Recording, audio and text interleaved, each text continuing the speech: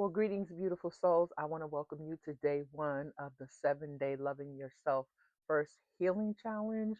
And today I want to talk about why going no contact is very important and the things that you need to understand about why going no contact is important.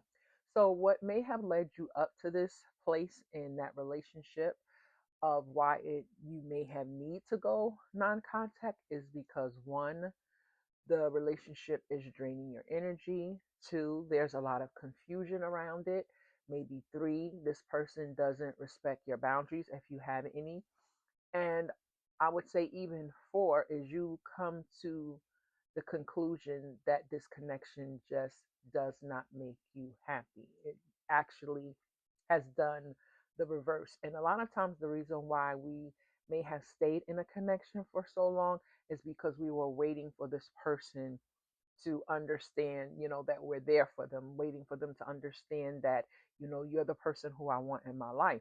But when a person is not ready for you, regardless of how they showed up in the beginning, of whatever it is that they said to basically cause an emotional attachment, because when you come to that place in that situation or that relationship where you understand that you're losing yourself, now you know you have to walk away from the connection in order to regain your power, your sense of self. So this way you can move on and heal and choose better for your life. Now, the first thing when it comes to no contact, depending on how long the relationship has been, and a lot of times, and this is what I want to say, because I don't want to say a lot of times, but I'm coming from experiences that I have been through, but also trying to input maybe situations where you can navigate the information that I'm giving you. Because when we've come to a place in our lives to say that, I'm going to set some boundaries, and I do understand that setting this boundary means this person may walk away from me, that all the time, energy, effort, and resources that you've poured into that person is now going to sting a little bit, because you're going to, have that feeling of maybe even anger to begin with, of how could this person betray your trust when you were basically there to see the connection grow, to help the connection move forward, but this person was not doing their part. If anything, they probably were breadcrumbing you, just doing the bare minimum in order to keep you stuck to them. And maybe there were times in that connection that you did kind of maybe pull away, or maybe block them for a minute, but because, they would show up and maybe make promises of changing or whatever that was, you believed them and you kind of went back to the connection. But maybe this is the time where you say, you know what, I'm done with the back and forth. I understand that this is who this person is. Once you see a pattern within an individual, you have to understand that that's who they are, regardless of what they say, regardless of how they make you feel. Are they basically showing up in a way that is beneficial for your nervous system? Is it always that you're sitting here having this energy of them lying and cheating, and that when they're not in your presence, that you're wondering who are they talking to, or you've caught them in so many different untruths, that you're basically now skeptical of whether they are, you know or what they're doing when they're not in your presence. Let me say it that way. So now what we have to understand when it comes to going no contact, that means you have to get in the energy of being used to not hearing them anymore, not hearing their voice on the phone, not receiving text messages, not seeing them, because when you're going non-contact, you're taking away your power. And I used to be the type of person that always used to try to make them understand my point of view, make them understand how they were hurting me, make them understand, you know, what they were doing, and why were they doing it, but letting them know that I've been here, that I'm here to see the connection grow. So a lot of times we were doing all this talking. Sometimes we maybe even been crying and like, why are you hurting me? Why are you doing this? But a man doesn't hear that. He understands that when you talk, when you basically say these things of how he's treating you and how you're there for them, they know that you are now emotionally attached to them, because that's what basically their goal was, to keep you tied to them. But once you come to the conclusion that, you know what, I've done talked, you say I'm blue in the face. I've done let them know everything that of how I feel about them. Trust and believe. They know that you love them. They know that you care because you put up with so much of their inconsistency. So they think that you're just going to continually be this person that talks, talks, talks, send long text messages, maybe cry and do all of those things, and they are waiting for that. They're accustomed to that because you have shown them that is the pattern. But when you break that pattern and say, you know what, I'm pulling back my energy, I'm pulling back my access, you don't gain access to me, because when I've given you access to my heart, when I've given you access to my energy, even when I've given you access to my resources, you showed me that, first of all, you didn't reciprocate. You showed up in a way that made me question, really, do you really care about me? So when you really sit back and understand that this is how this person moved in that connection, then you have to understand, are you going to miss them? Yes, you're going to miss the person who they portrayed to be, not who they truly are. Because once a person future fakes you or makes you believe that they're this type of person, but they don't show up as that, then going no contact is the only option. It means deleting their phone number, not just blocking them, because it's easy to unblock a number. It's about cutting all ties with that person, absolutely letting them know, I understand now who you are, because your action has spoken much louder than your words. So I'm going to believe what you do more than what you say, right? And so you have to, and this is what I want to say before I finish that train of thought.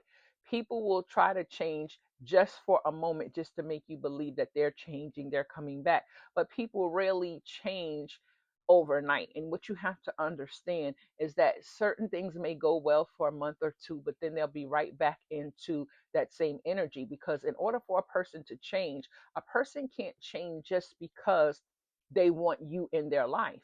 They have to change because they understand that it is something within them that's a character flaw. And in order for them to fix that character flaw, they have to work on themselves. It's not about changing because you want this person in your life. It's about, do I want to become a better person first and foremost for myself, so I can be a better person for the relationships that I want in my life? And that's what you have to understand, because we can't manipulate people excuse me, into thinking that, oh well, if you would just change, then the connection would be better. But if they don't see that there's a need to change, because we keep accepting bad behavior, we keep taking a person back and they haven't done the work. And this is what I also go to the extent of understanding. When a person is in low vibrational energy or even toxic energy, when they came to approach you, they were not their true authentic self. Only thing that they may have sought was the aesthetic of a person or the financial acumen of a person, how much a person made, what a person drives, or what a person wears. So they were on a superficial type energy. They were not there because they truly wanted to pour into you based on getting to know you on a deeper level. And what we have to understand, once a person goes on a healing journey and start understanding who they are and the different decisions and choices they made, once they become that healed version of themselves, they may not even be attracted to you in that sense. And I know that may hurt and I know that they may sting, but we have to understand, once we start understanding who we are, we'll step back and say, why did I choose this person? What made me choose this person? Was there low self esteem there, abandonment issues, codependency, childhood trauma, relationship abandonment? So when we start looking at those different issues of things that we have may face in life that has caused us to be, or other people to be avoidant when it comes to connections, then we have to understand, even if they go on that healing journey, it has to be for them, because once they're healed, they may not choose the person who they initially went after because they were doing it from a selfish standpoint, not because they were doing it because they truly seen the value within that person. They only seen what they could get and take out of that person because they wanted that person to be attached to them so they could manipulate them. So I just wanted to put that out there, because we have to understand that is the mindset of a person who is in their ego. That is the mindset of a person who only wants to use people for their own self gratification, not because they're moving from a standpoint of love. Because when a person is moving from an energy of love, they understand that they don't want to hurt that person because they truly have a heart for them. So they're going to, even if there is maybe some type of what I would say, disagreement or certain things within a connection or relationship, when you bring that to your partner, they're not going to be standoffish or gaslight you or make you feel like you're crazy. They're going to adjust their behavior because they don't want to lose you. So, of course, we are learning each other as we get into connections. But when a person doesn't change their behavior and they keep doing things because this is the energy that they're in, then going no contact is, I would say, the first thing we have to do. And not only just deleting them, because blocking doesn't work, because we can basically go right back in and unblock them when we're feeling lonely or we just want to hear their voice or whatever like that. We have to put it in our mind that this person brought me no peace. This person didn't see me, didn't see my value. Maybe I didn't even see my value. So now I'm getting to the place where I have to understand, why do I allow people to come into my life and basically cause me to question my own self-worth? Why am I seeking validation from a person who basically has no, goodwill towards me because they keep hurting me? And then I would say, as well as, we have to get to the place of now deleting photos that you may have taken with this person. You have to even sometimes, get rid of even gifts and things because there's still an attachment there. And if you have things that will bring you into this nostalgic type memory of when things were good, then you'll kind of try to second guess yourself and try to make excuses of why maybe you need to go back and maybe give it another chance, and maybe they're sorry, or even if this person knows, friends and family where they can contact you based on you going no contact.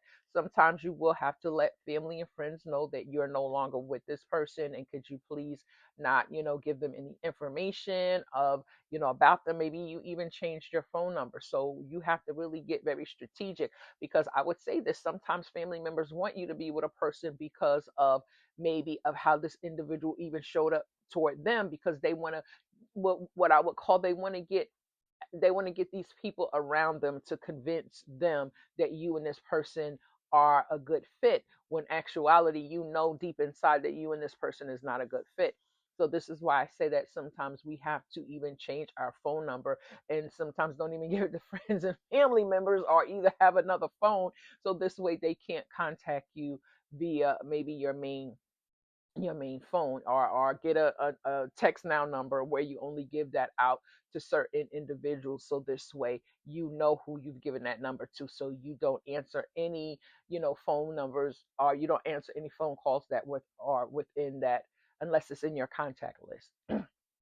And so I would even go on to say, as you start now gaining that freedom from this person, because depending on how long you've been in this connection, there is going to be stages that you're going to go through. It's going to be this stage of hurt, because this person made you believe that this was a connection that was leading toward maybe marriage, or guys making a really commitment, and now you realize that this was never going to happen, and now you're feeling hurt and slighted, because there may have been other people who had other offers for you, but because you're a loyal person and you didn't entertain other individuals because you were being loyal and faithful to this person. So now you're sitting probably in regret, because you probably passed up some good people who basically were not in that energy of this person that you were entertaining. But, I would say the Most High always has a way to bring forth what it is that you need once you start getting on that journey of knowing yourself, pouring into yourself, and loving yourself. What God has for you is always going to be for you, but He wants us to wake up to the awareness when things are no longer good for us, so we can release it and let it go. So this way, we don't keep entertaining people that have really ill will towards us when it comes to a committed relationship. So now, once you go on that journey of self healing, I would suggest getting a journal, writing down, your day to day, because you're going to go through that where you're going to miss hearing their voice. You're going to miss if you have been in a situation where, y'all would see each other, or hopefully you don't work with the person, because that's even a harder situation to deal with, because now you have to see this person at work. So there is kind of like in my opinion, I would never date anybody that I worked with unless it was my husband, something of that nature. But if it was somebody that I met at work or whatever, I would not date them because you never know how that. I'm not saying that it doesn't work out with some relationships go the distance and it does come out good, but if that relationship goes sour and now you have to see this person, so even though you may block them on the phone, but now you have to see them in the workplace, and that's kind of difficult because they're always there in your face. So you want to make sure that when it comes to workplace dating, I would kind of, in my opinion, I would suggest against that until you know that you're in a committed relationship, like heading down the aisle. That's what I would say. So now, once you get to that place of now going through the hurt, then you're probably going to come to the place of anger because that anger is going to come up in your energy where how could this person do this to you? How could this person lie? And maybe you found out through in the course of that connection that he was entertaining other people. So what ends up happening is that you have to process that anger. And I would say, write a letter, even though you're not giving it to this person because you want to get out everything, all your emotions, and you may cry through it, and that's fine because crying is a release. So you're going to write a letter and basically let this person know how they betrayed your trust, how they made you feel, everything that you want to put down on that paper. And then once you're finished writing, I would say either burn it, rip it up, whatever it is, but release it, because now what you're doing is you are cutting ties with that energy because you realize that that person didn't serve you anymore. So now what you're going to start doing is start pouring into yourself. You're going to start doing things that interest you. Maybe, taking up certain hobbies. You're going to start doing things where you can get your mind off of this person. So this way you're not sitting here ruminating over it and just thinking about them and, again, throw all photos away, things that they have bought you or maybe gifted away or something, because anything that this person has given you, if they've given you anything, does create an emotional attachment to it. Now, I know it's a little harder if you have children by this person because now you're in this person's life, and trust and believe if they know you have taken away access to them, now they're going to try to step up to the plate and ask to see their children, or they want access to the children. Now, it's different with those who are deadbeat dads who don't want to pay child support. They're not going to fight you on seeing the kids because they basically are on some low vibrational energy anyway. But if it's someone who's basically wants to stay in your life, they will use the children as a way to bring that, to have some type of contact with you. And what I would say, if you have a friend or a family member that when it comes time for the kids to go see them, have them be the go to person where they contact. So this way you're not even in that equation. I mean, you can have like an initial conversation or whatever on text. You don't even have to talk to them. But what I'm saying is, you can have that friend or family member communicate with them where they can pick up the children or the child. So this way they can't now basically use that child as a way to see you. And that's how you will understand what their motive is. Because then if they start, visiting with the child less and less, it shows that they were just using the kids as a catalyst to be back in your energy. So you have to be vigilant. You have to stand. And yes, there's going to be nights. There's going to be times that you're going to cry. There's going to be times where you're going to be feel angry. There's going to be times where you're going to miss this person. But you have to understand, if this person has not poured into you, has not given you a sense of safety, your nervous system is all over the place. You have trauma and anxiety because of how this person treated you, mistreated you.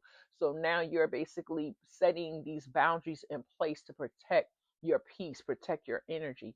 So there is a workbook that is included in today's activity. So you can go ahead and download that and start working on that day one. So I again commend you for taking the first step, and the first step is going no contact. And you have to stand on that, because if you revert back to opening that door for them, they will never take you seriously when you try to do it, because they feel like you will always come back to them. So I will see you in day two. So have a great day.